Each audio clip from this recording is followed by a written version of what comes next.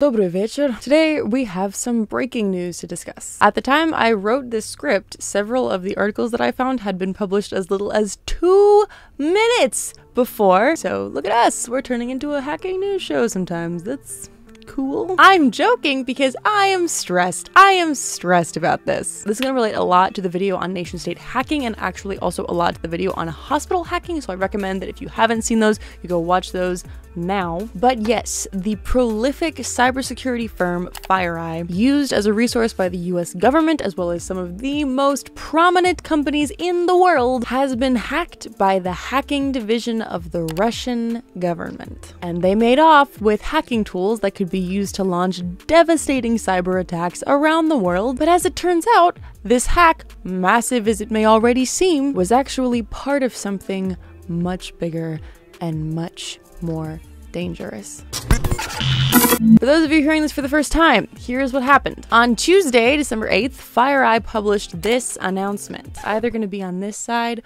or on this side. This is a new configuration for me. I'm assuming it'll be this side. Maybe that was wrong. I don't know. Is it there?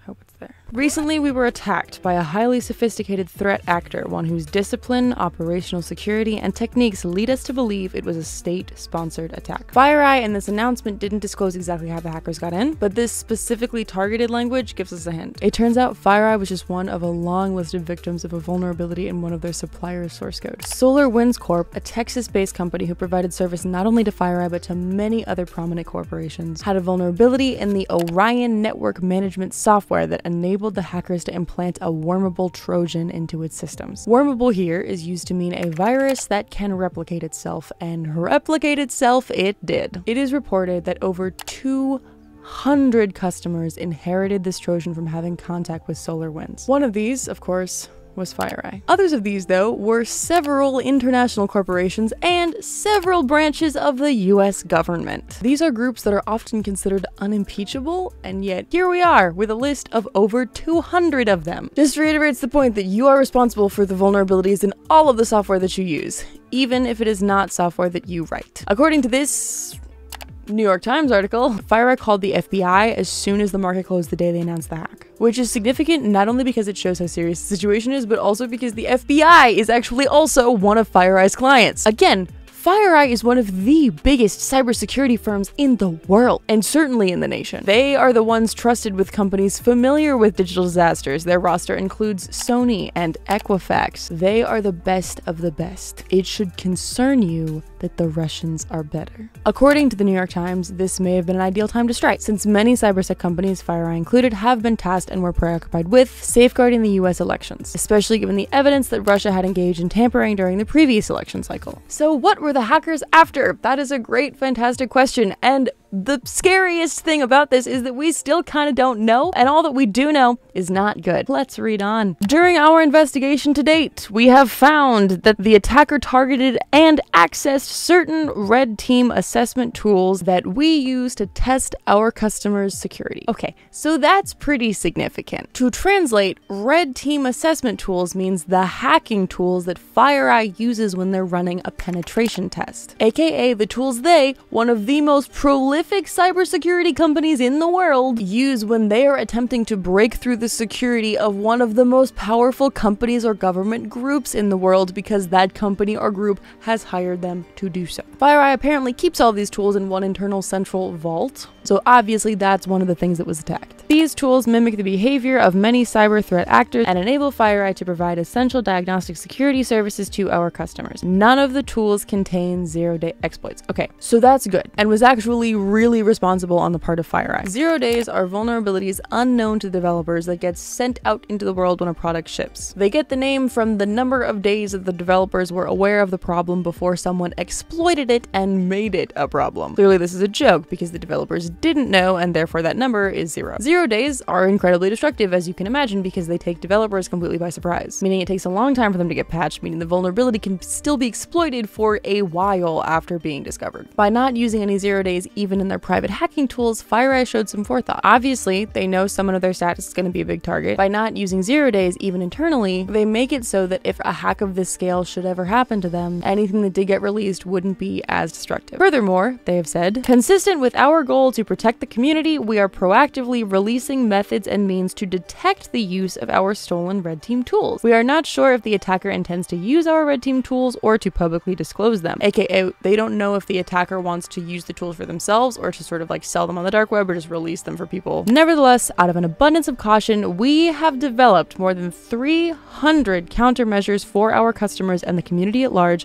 to use in order to minimize the potential impact of the theft of these tools. That's pretty wild. FireEye is now in the process of fighting against their own best methods. This situation means FireEye has lost their best hacking tools not only to an opponent, but to themselves going forward. All the development FireEye's red team has been doing so far will essentially need to start all over again, since they've now released counters to their own best attacks. Also, this is really smart on the part of the hackers. You may remember from the hospital hacking video, or from things you've read about NotPetya, which it sounds like maybe we should cover in a video next week or soon. Tell me if you want that. That Fancy Bear, the name given to the Russian hacking division, often uses known hacking tools available on the dark web written by amateurs to disguise their own activity. This is clever because it makes it so much harder to trace their actions back to them. It also means that should they ever get discovered, they aren't losing their own best tools to an enemy. They're just losing a tool that everyone else already had. Think about it. In this case, they exploited a zero-day and SolarWinds technology. So far, we don't know if they've showed their hand at all. Consistent with a nation-state cyber espionage effort, the attacker primarily sought information related to certain government customers. I just want to bring our attention to this bit because it makes it clear that while FireEye was among the victims of these hacks, the US government was ultimately the target. And this gets a little worrisome considering who is widely thought to be responsible for this hack. This would be another in what has now become a significant pattern of attacks by the Russian government on American infrastructure. Recently, we talked about Ryuk and Conti in the hospital hacking video. These are ransomware distributed using the Windows attacking loaders, also called zombie computers, TrickBot, and Bazaar loader. We also know, though a lot of people seem to like to deny, that Russian operatives involved themselves in the 2016 elections. And yet this that we are living through right now has been described as the biggest breach of hacking tools since the shadow brokers owned the Equation Group. Might I direct you to this Associated Press article written as I was writing this script? Federal authorities expressed increased alarm Thursday about an intrusion into US and other computer systems around the globe that officials suspect was carried out by Russian hackers. The nation's cybersecurity agency warned of a grave risk to government and private networks. Okay, so we know this. This is what we've been talking about. The Cybersecurity and Infrastructure Security Agency, Cybersecurity and Infrastructure Security? Who wrote that? Said in its most detailed comments yet that the intrusion had compromised federal agencies as well as critical infrastructure in a sophisticated attack that was hard to detect and will be difficult to undo. CISA did not say which agencies or infrastructure had been breached or what information had been taken in an attack that it previously said appeared to have begun in March. The Department of Energy acknowledged in a separate statement that it was among those that had been hacked. This adds the Department of Energy to our list of victims, which, let's recall, already included SolarWinds, Microsoft, FireEye, the Department of Homeland Security, the Treasury Department, and possibly the FBI. But we know that there's 200 of them, and they're not telling us who they are. The article, I've linked it in the description, that tells you that there are 200 victims, specifies that as they get discovered, they're not going to tell the public who they are. That is frustrating. That is frustrating to me, because I don't know if I'm more concerned by how little the US government seems to know about this, or by how little they seem to be doing or saying. Like, it really feels to me like American safety is at risk here, and I don't feel confident that enough steps are being taken to secure that. Also, this is all happening at a time when, may I remind you, Donald Trump eliminated a White House cybersecurity advisor and has consistently been downplaying the effects of Russian operatives on the 2016 election. But let's read on. CISA expects that removing the threat actor from compromised environments will be highly complex and challenging. Those are just not words I want to hear from the Cybersecurity and Infrastructure Security Agency. The fact that not only do we not understand what they took yet, but we haven't even been able to get them out of the system yet! The Cybersecurity Agency previously said that the perpetrators had used network management software from Texas-based SolarWinds to infiltrate computer networks. Its new alert said the attackers may have used other methods as well. So SolarWinds wasn't the only vulnerability? Like, again, this is the worst part of this hack. It's been happening since March. We found out about it on December 8th, and we still have no sense of the scale. CISA directed all civilian agencies of the federal government to remove SolarWinds from their servers. Good. The cybersecurity agencies of Britain and Ireland issued similar alerts. Great. So Britain and Ireland may also have been hacked too. Love an international espionage campaign. If it even is espionage, that would be sort of the most, what's the word in English? Benign. That'd be the most benign option. This is probably my favorite quote in the whole article. This is looking like it's the worst hacking case in the history of America, the official said. They got into everything. Yeah. Yeah.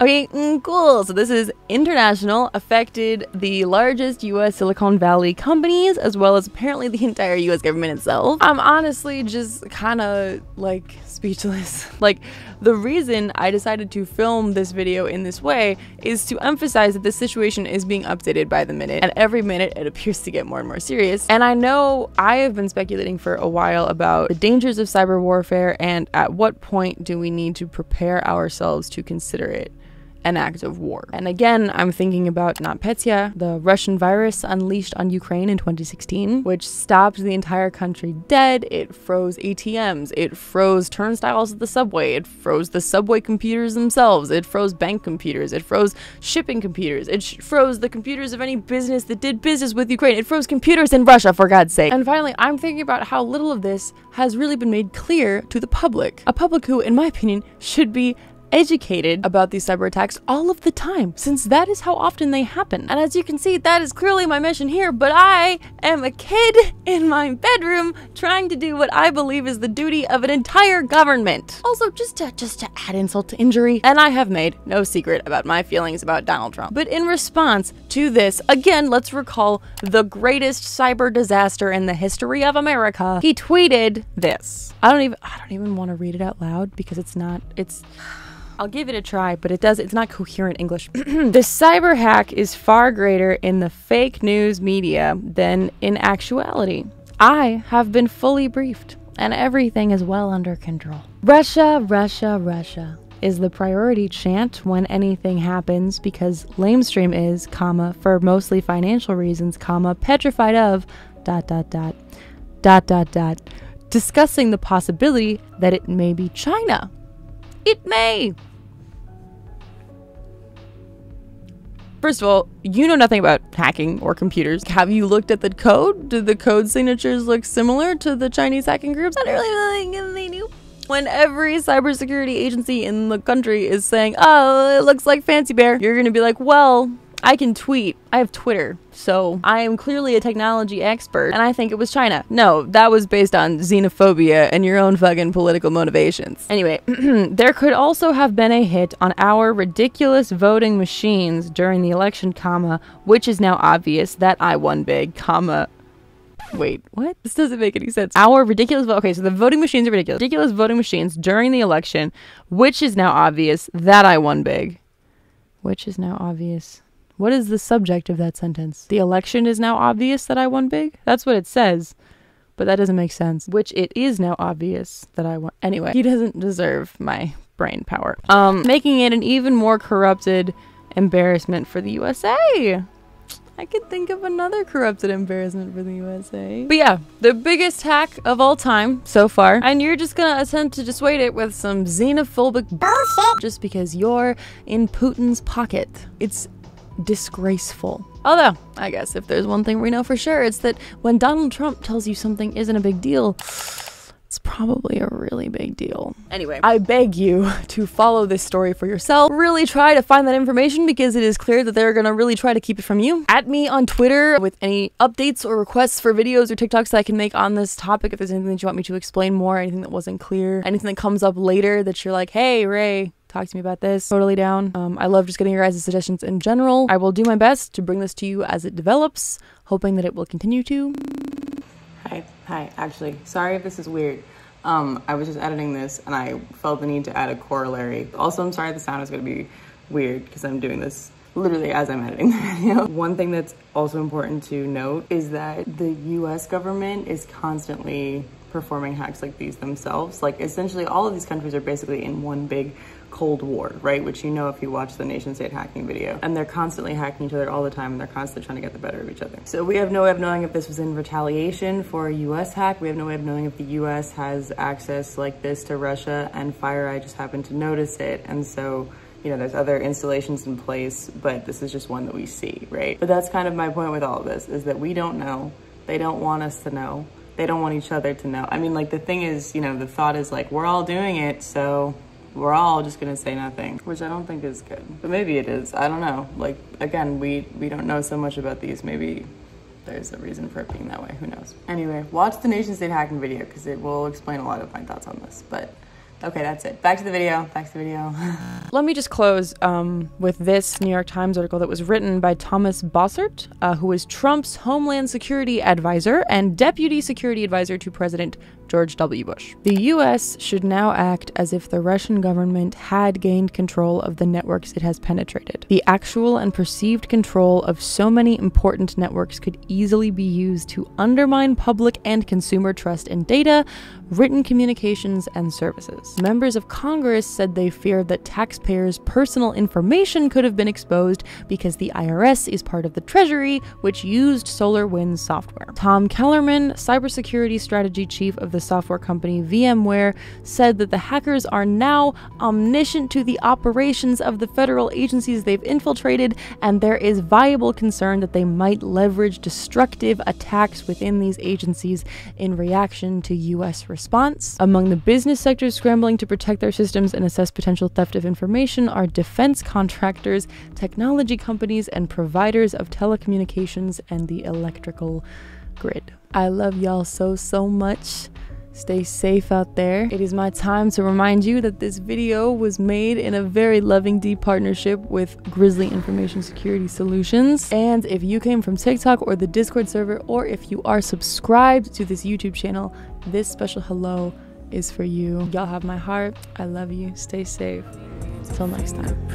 Every piece electrified, dance of danger in the sheets, requirement unsatisfied. Come and jailbreak me, come and set me free. One of a long list of victims of us in I'm on the other side today because usually I sit over there. The reason for that is that my ring light broke. So that's my reading lamp that I use when I'm reading in bed over there, which is what you usually see because my LEDs are behind me and they look cool. I don't know what to do in the cutscene this time because I'm stressed. I am stressed by this week's story. I'm stressed. Please follow it. Please.